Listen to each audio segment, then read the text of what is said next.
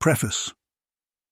The Book of Lomos is the first book in Clamon that concerns the mythology of the dominant religion of the Order of Paragon, or Paragonism. This is an excerpt taken from the Holy Book of Faith, which encompasses several books written at different times by different confessor apartids.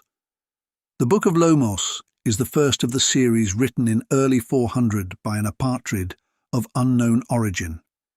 It is said that this was the book that the blind priest stormed into the emperor's palace with in Midheim prior to the establishment of the order. Many copies exist of the Book of Lomos, but the original copy is believed to be housed in safe hands by the confessors of the Pink Cathedral of St. Rangfred. Story. On the first night, there was nothing. Then there was the first dawn, and when dawn ruled over the land after a war of conquest with the ruler of darkness which lasted thousands of years, Lomos was born. Lomos looked over his domain with a sense of duty.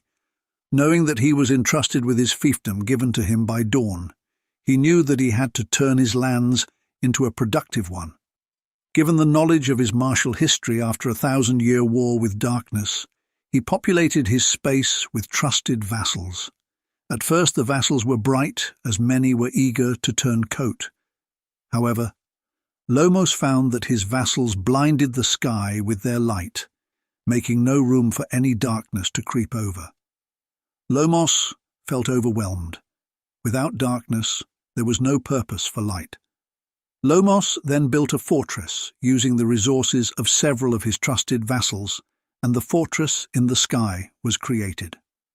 After supplying several Prelatine guards with weapons from the armory, Lomos went to war with his numerous vassals in an attempt to cull the herd. Once he was done, many still remained, which Lomos rewarded their persistence with more lands and fiefs to let them rule over.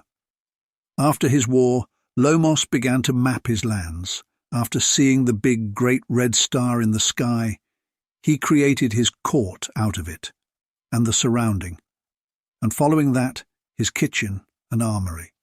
Then, after settling down with the completion of his courtyard and execution grounds, he married a beautiful courtier that was brought by one of his trusted vassals, and the two were intertwined in divine connection. After sharing their life forces, Lomos and Quintos bore Garung, their first and only son. Lomos saw Garung grow from a small deity to a trusted commander who he soon awarded the naked valor of his son with weapons and armor of divine origin.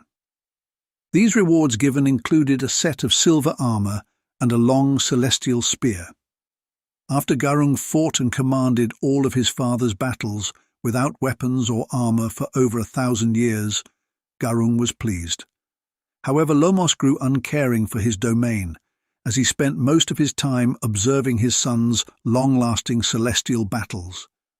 And during his observations, he remembered his oath to protect his domain from the ruler of darkness, and realized too soon when he saw his inner fiefdoms infiltrated by eternal darkness, as his vassals and court were unguided without the celestial emperor and easily corrupted.